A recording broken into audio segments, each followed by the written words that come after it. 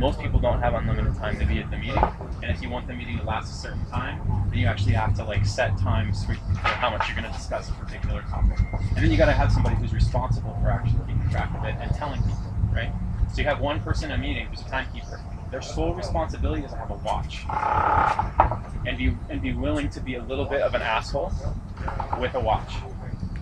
So essentially what that means is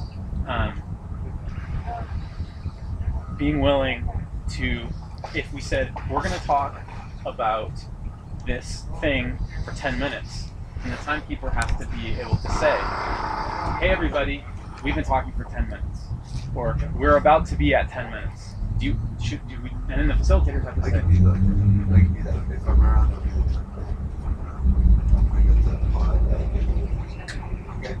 time, yeah. And then the group can make a decision after this is really important conversation. We want to talk about this longer. Can we give it another 5 minutes to talk about it? But otherwise, you'll do that thing where it's like you talk about the first 2 topics, you get to the end of the amount of time, and you still have 6 things left that you want to talk about. You gotta have somebody who's actually taking responsibility for the time. And it's good if it's not the facilitator because it's too much to try and keep track of time at the same time that you're trying to keep track of the conversation. Now, remember earlier on, for those of you who weren't here, earlier on, one of the things I talked about was how if there's a lot of new people at a meeting, it can be a good idea for there to be 1 or 2 people who volunteer ahead of time to actually take those people aside at the beginning of the meeting and say, welcome to Occupy Sudbury. This is what's happening at this meeting. Let's give you a little orientation to being here. One way to think about those people is as doorkeepers or welcomers. And I think it's a good idea to have welcoming people. It's good for everyone to be welcoming, but it's actually a good idea to have 1 or 2 people who are specifically, that's their job, right, for that meeting, is to be the welcomer. And Tammy, there's also on the back of the big piece of paper, there's a full rundown. I must ask, does anybody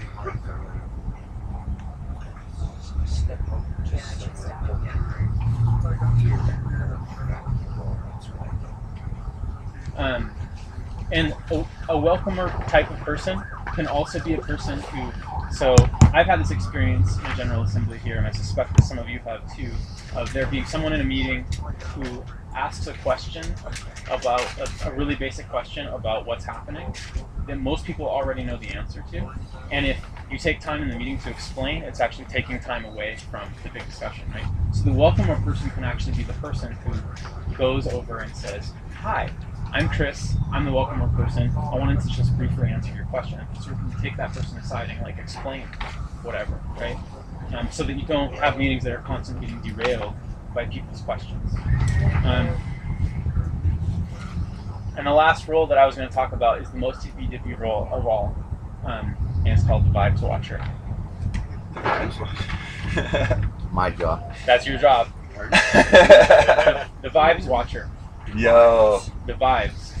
Nice. Vibes, as in the person who actually is, their only job in the meeting is just waiting to see if people get really heated, right, and start to get into a big argument.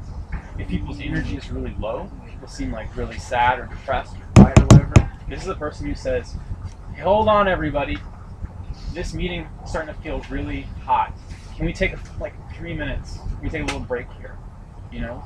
Or if there's 2 people we're trying to make a decision, there's 2 people who start really going at it, and it's really just back and forth between those 2 people, and the rest of the people there are just kind of like, what's going on? The Vibes Watcher can be someone who says, it seems like there's just 2 people talking right now, and they're in a big argument, but no one else is really engaged here. Facilitators can do these things too.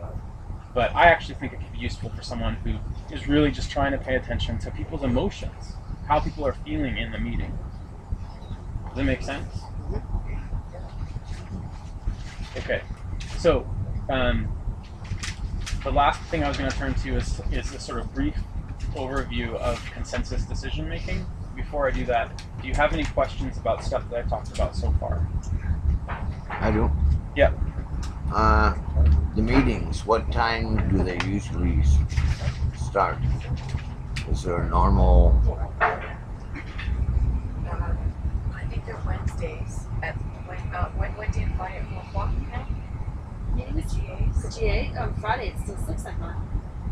Friday is 6, every other day is 4. 4. Every Okay. other day is Thank you. Cool. That works. Yeah. So I'm also volunteer. I guess people thought that was Every day. every other. Every, Are they still every day? Sorry. every day at I have 4, no other clue. than Friday is 6 p.m. We'll take an online poll. What it was. And tonight at 6 p.m. Yeah. That. But it is. We'll Yeah. find out, Frank. Yeah, I mean, it would be good to be clear on that. Yes. And I know, so like in Occupy Philadelphia, they're moving to having only 3 General Assemblies a week. Because they realize that, and there they have like 300 to 500 people at a GA, but what they're realizing is that a lot of people who have work lives or other responsibilities cannot go to a meeting every single day, and so they decided to set particular ones during the week. So it's useful just to know that people are doing things in different kinds of ways in different places. Okay. Sorry, Chris. Yeah. I lost my paper and I'm trying to start over again. Yeah. It was 2 facilitators, 1 time. And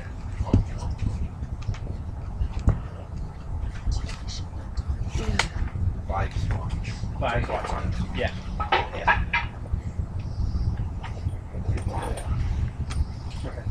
Okay. Other questions about what I've said?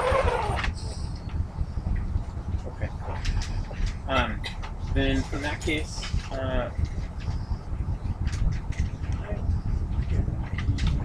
okay. So now I want to really very briefly talk